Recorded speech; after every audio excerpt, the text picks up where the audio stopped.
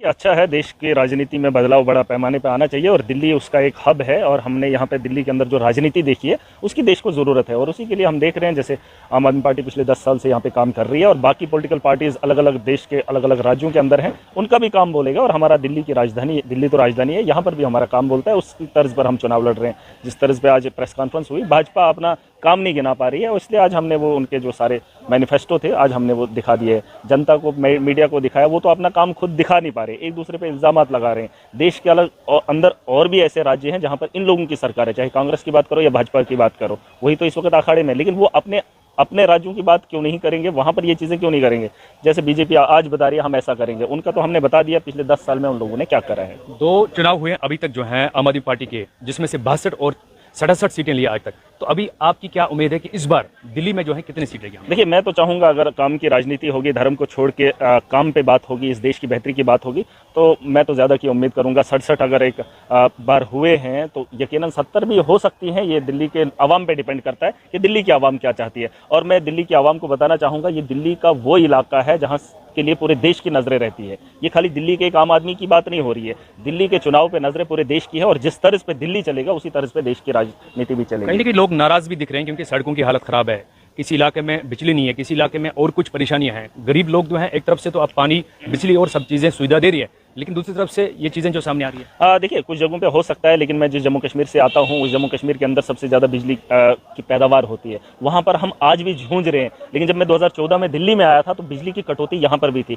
और जब दिल्ली में फिर से आता हूँ तो आज कटौती उतनी नहीं है। हाँ, कुछ जगहों पर हो सकता है, नहीं है, वहाँ पर भी काम किया जाएगा, ऐसा नहीं। लेकिन ज़्यादातर इलाके के अंदर, दिल्ली के अंदर रिफॉर्म तो आया है, चेंज तो आया है। चाहे पानी की बात हो, बिजली की बात हो, हेल्थ की बात हो, एजुकेशन की बात हो, उस सेक्टर में दिल्ली के अंदर काम हुआ है। और राजधानी में इन कामों की जरूरत आज से पहले थी, लेकिन आज से पहले भी नहीं किया था। 10 साल के अंदर अगर इन चीज़ों पे काम हुआ, और अगर तीसरी बार, मुझे तो लगता है तीसरी बार सरकार बनाई है, क्योंकि 14 में भी चुनाव हुए, 15 में हुए, 19 में हुए, तो 3 बार तो यहाँ पर सरकार बनाना एक बहुत बड़ी बात है। और इन मुद्दों पर यहाँ अगर दिल्ली जैसी राजधानी के अंदर इन मुद्दों पर चुनाव लड़ा जा रहा है तो आप देश के अलग अलग राज्यों का अंदाजा लगा सकते हैं, जिसमें हमारा भी आता है जम्मू कश्मीर। और जम्मू कश्मीर के हालात भी वैसे हैं, कुछ जगहों पर जहाँ कमी है उसको पूरा करेंगे, इसीलिए तो चुनाव में आ रहे हैं। अभी जो है आप कैंपेन में शरीक हो रहे हैं, हिस्सा ले रहे हैं? हाँ बिल्कुल, क्यों नहीं। देखिए, जम्मू कश्मीर से आता हूँ, मन तो नहीं लग रहा था, दिल्ली के अंदर चुनाव है, इसी दिल्ली से प्रभावित हुआ हूँ, क्योंकि दिल्ली के लोगों ने जो काम किया था, अरविंद केजरीवाल जी को जो मौका दिया है, और उसके बाद जो दिल्ली के हालात बदले हैं, वही तो हम चाहते हैं। अगर आज जम्मू कश्मीर से मैं चुन कर आया हूँ, मैं भी चाहता हूँ कि वहाँ पर भी स्कूल बेहतर बने। और जब तक ना हमारे देश के अंदर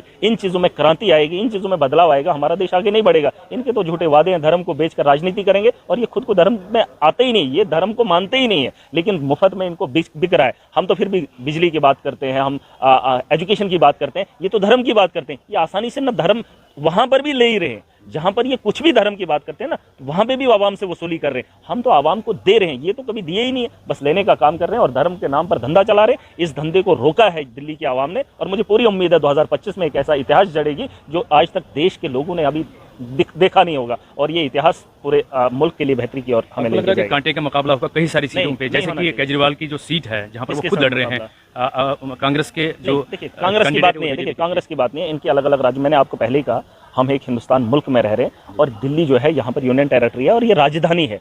मैं आपको बार बार यही कह रहा हूँ, अलग राज्य भी हैं जहां इन लोगों की सरकार है, बगल में यूपी है, वहां पर 2500 क्यों नहीं देंगे? इन्होंने कितने वादे किए, उनका तो मैनिफेस्टो हमने डाल दिया है। बीजेपी अपने मैनिफेस्टो को छुपा रही है और हर चुनाव में नया ला रही है। हमारा जब आंदोलन हुआ था तब भी वही बात थी, जब सरकार में आए तब भी वही बात थी, और आज जब चुनाव में खड़े हैं आज भी वही काम गिना रहे हैं। ये रोज रोज बदली क्यों करते हैं? और पुराने वादे जो पूरे नहीं हुए हैं तो नए मैनिफेस्टो को लाने की क्या जरूरत है? इनका पुराना मैनिफेस्टो हमने छाप दिया है और वो जनता भी देखेगी, आप लोग भी देखोगे। हमारा अगर नया मैनिफेस्टो है मतलब हमारी गारंटी है, इनका नया मैनिफेस्टो कुछ भी होगा उससे पहले ही अपना पहला वाला मैनिफेस्टो दिखाए। हमने कहा था स्कूल बेहतर किए, कर दिए।